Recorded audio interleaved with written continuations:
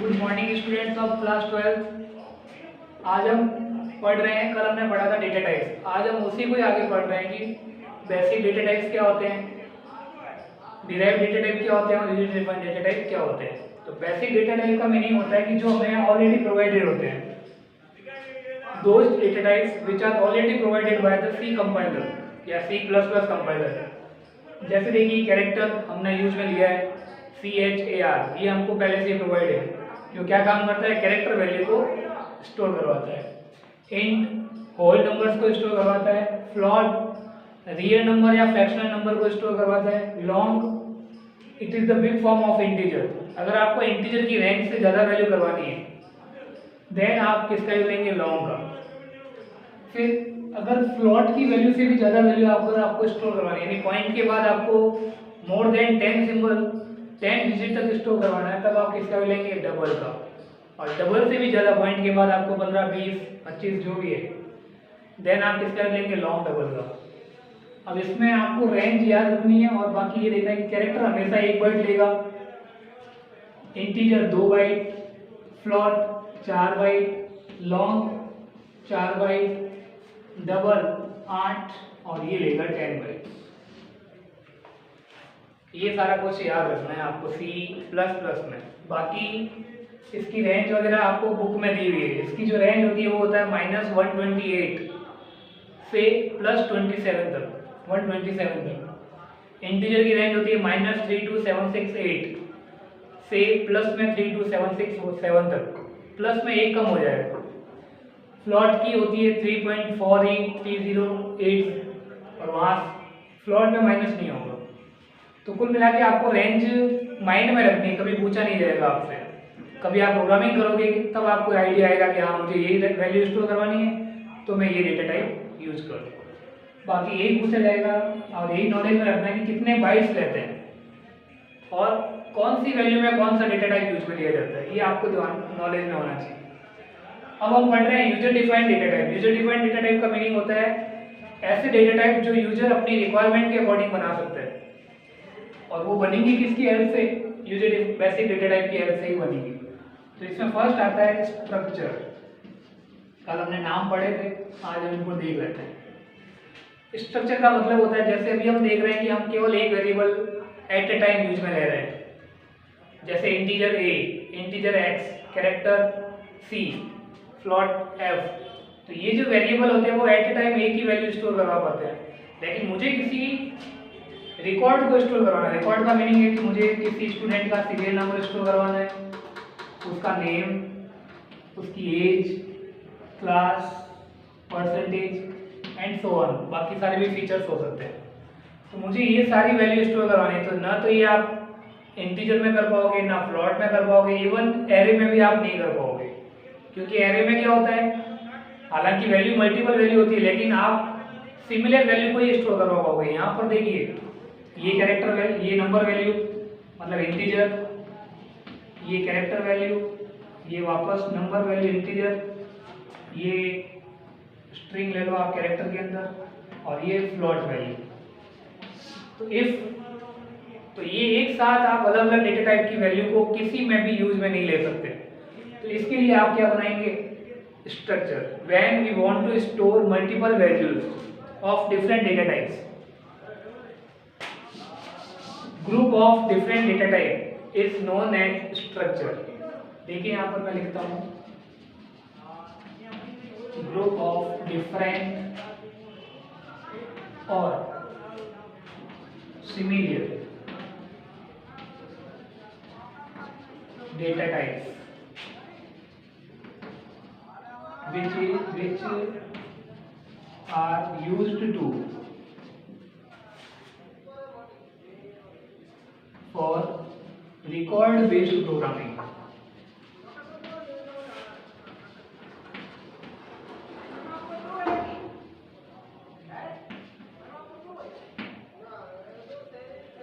when you want to perform या when you want to doing record based programming. Record based का मतलब होता है कि आप किसी का भी रिकॉर्ड स्टोर करवा सकते हो, चाहे एम्प्लॉय हो, चाहे टीचर हो, चाहे पियोन हो, चाहे स्टाफ हो, चाहे स्टूडेंट हो या चाहे कुछ भी व्यक्ति हो। आप किसी का भी पूरा का पूरा रिकॉर्ड, पूरी की पूरी रो स्टोर करवा सकते हैं then you have to use structure. To declare this, we use struct keyword. इसका यूज लेंगे हम स्ट्रक्चर का यूज, स्ट्रक्ट कीवर्ड का यूज लेंगे अगर आपको स्ट्रक्चर बनाना है तो। और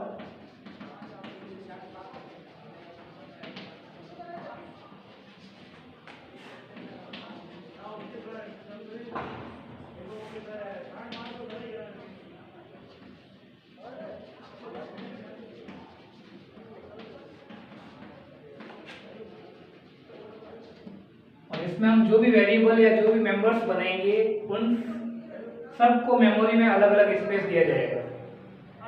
एक हम इसका आगे टाइप पढ़ेंगे यूनियन। यूनियन में क्या होता है, जो मैक्सिमम वैल्यू होगी वही स्टोर हो पाएगी, लेकिन यहाँ पर सारे के सारे एलिमेंट स्टोर होंगे। देखिए कैसे, इसका जो सिंटैक्स होगा वही होगा, स्ट्रक्ट फिर स्ट्रक्चर का कोई भी नाम आएगा, फिर कर्ली ब्रैकेट, यहाँ पर आपके जो भी मेंबर्स हैं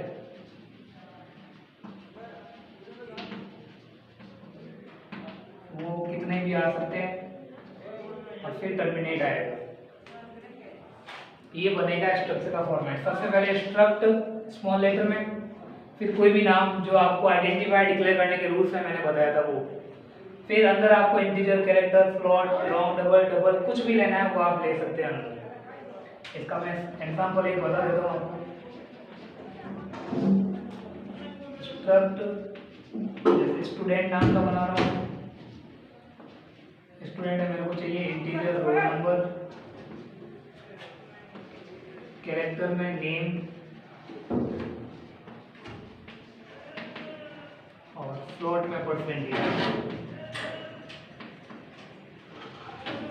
इसका वेरिएबल बनाना है तो आप एंड टू एंड भी बना सकते हो, या फिर इसको खत्म करने के बाद भी बना सकते हो। वेरिएबल आप ऐसे भी बना सकते हो, st1 या फिर s1 s2 फिर सेमीकोलन। देखिए यहाँ पर कैसे बनेगा, पहले आएगा स्ट्रक्ट कीवर्ड, फिर उस स्ट्रक्चर का जो भी आप नाम देना चाहते हो, टीचर का बना है तो टीचर नाम दे दीजिए, पियन का बना है तो पियन का दे दो, एम्प्लॉय का बना है तो एम्प्लॉय का दे दो। फिर उसमें क्या क्या मेंबर्स होंगे, जैसे इंटीजर, रोल नंबर, तो RN हमने बना दिया। कैरेक्टर में मेरे को उसका नाम चाहिएगा, मैक्सिमम 20 कैरेक्टर मैंने डाले हैं, और फ्लोट में मैंने परसेंटेज ले लिया। तो group of different data type is known as structure. और वेरिएबल आप ऐसे भी बना सकते हो, और एक और भी तरीका है, उसमें लिखना पड़ेगा स्ट्रक्ट स्टूडेंट, उसके लिए आपको ऐसे लिखना पड़ सकता है, स्ट्रक्ट जो भी नाम है वो और वेरिएबल का नाम। तो ये भी एक वेरिएबल है इसी टाइप का, और यहाँ हमने s1 और s2 लिखा, तो ये दो वेरिएबल बन गए इसी टाइप के। तो अब अगर मैं आपसे पूछूं s1 की साइज क्या होगी, s1 जो मेमोरी में स्टोर होगा उसकी साइज क्या होगी, तो मैंने अभी आपको लिखा है कि सारे के सारे मेंबर जो है वो जगह लेते हैं मेमोरी में। तो जब s1 मेमोरी में जगह लेगा तो उसके साथ एक वेरिएबल होगा रोल नंबर, एक होगा नेम, और एक होगा परसेंटेज। अब ये कितने बाइट लेगा, इंटीजर है तो 2 बाइट इसके, 20 बाइट इसके, और परसेंटेज के 4 बाइट, तो टोटल कितने हो गए 26 बाइट। तो S1 जो है वो कितने बाइट लेगा, 26 बाइट। ऑल द मेंबर्स और variables of structure will cover the space in memory. जो भी हमने बनाए, 3 बनाए तो 3, 50 बनाए तो 50, सब की सब मेमोरी में स्टोर होगी। ठीक है, नेक्स्ट इसका जो सेकंड टाइप है वो है यूनियन। डिफाइन इसकी सेम है,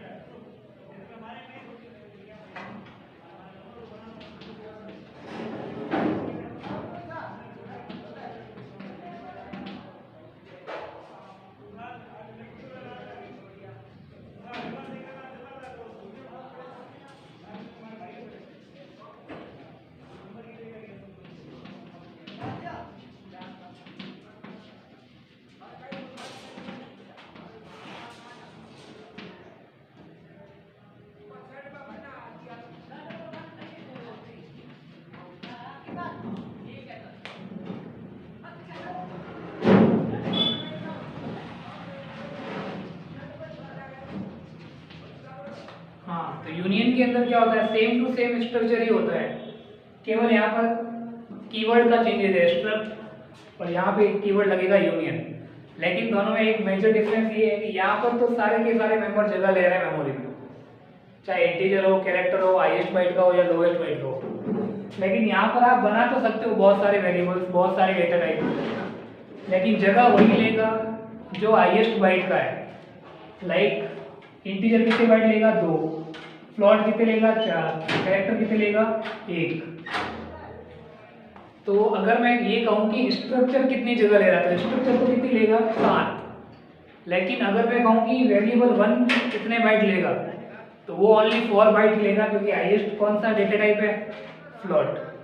वेरिएबल 1 के अंदर केवल एक जगह ही लेगा और कोई वेरिएबल जगह नहीं लेगा।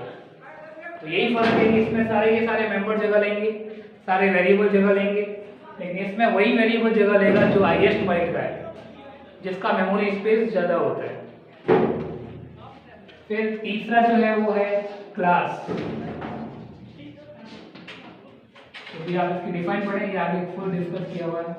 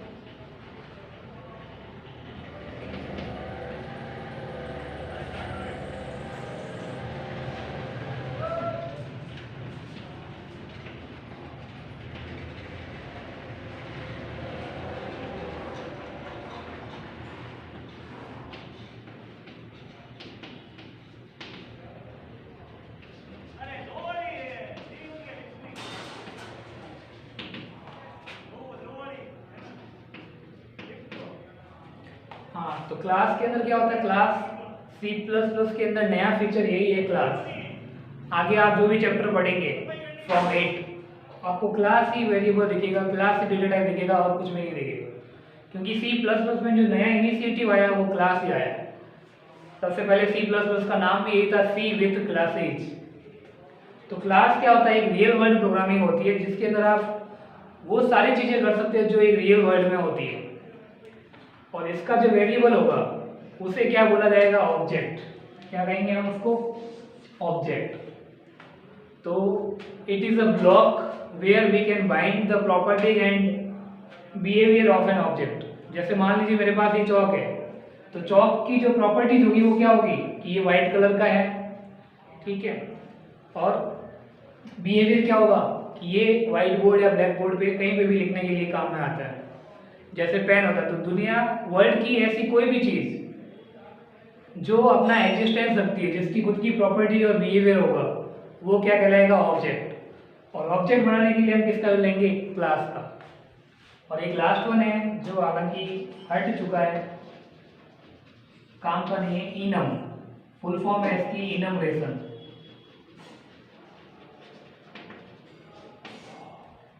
इसका यूज होता है कांस्टेंट वैल्यू बनाने के लिए। It is use to